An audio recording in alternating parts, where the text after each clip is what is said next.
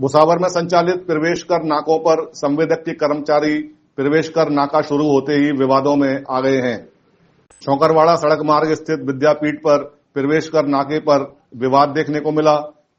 पीड़ित ट्रेलर चालक ने पुलिस थाने पर शिकायती पत्र दिया है, जिसमें उसने बताया है कि वे अपने लोडिंग ट्रेलर द्वारा सीमेंट खलाने भुसावर आ रहा था। रास्ते में विद्यापीठ के पास नगर पालिका प्रवेश कर नाके पर कर्मचारी ने गाड़ी रोककर प्रवेश कर मांगा, जिस पर पीड़ित ने कहा कि सीमेंट पर प्रवेश कर नहीं लगता। इसी बात पर दूसरे कार्मिक ने गाली गलौच और मारपीट शुरू कर दी।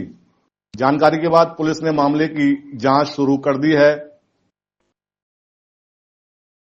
नाम चेतराम यादव है।